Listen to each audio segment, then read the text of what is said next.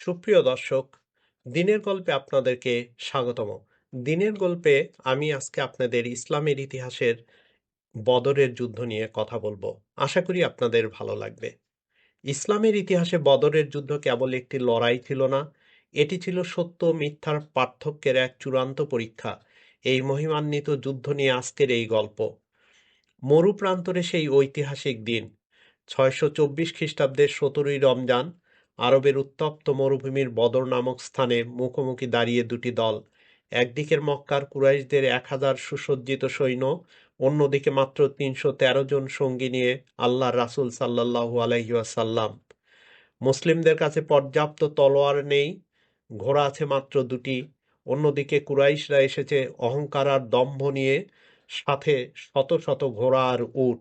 যুদ্ধের আগের রাতে রাসূল সাল্লাল্লাহু আলাইহি ওয়াসাল্লাম আল্লাহর কাছে অশ্রুসিক্ত চোখে প্রার্থনা করেছিলেন, হে আল্লাহ, আজ যদি এই মুষ্টিমেয় দলটি ধ্বংস হয়ে যায়, তবে পৃথিবীতে তোমার ইবাদত করার মতো আর কেউ থাকবে না।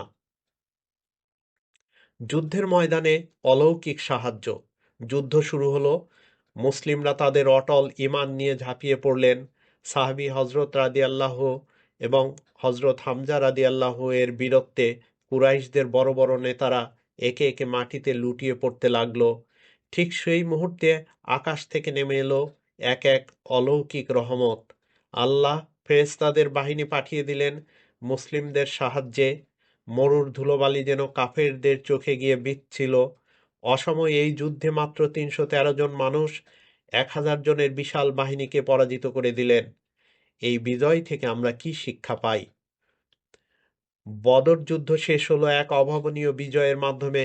৭০ জন কুরাইশ সৈন্য নিহত হলো এবং ৭০ জন বন্দী হলো।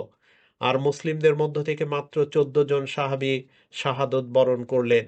এই যুদ্ধের মূল কথা ছিল জয় পরাজয় সংখ্যার উপর নয়, বরং আল্লাহর উপর বিশ্বাসের উপর নির্ভর করে। সত্যের পথে অটল থাকলে বিজয় আসবেই। যুদ্ধবন্দীদের সাথেও ইসলাম যে মহানুভবতা দেখিয়েছে তা ইতিহাসে বিরল।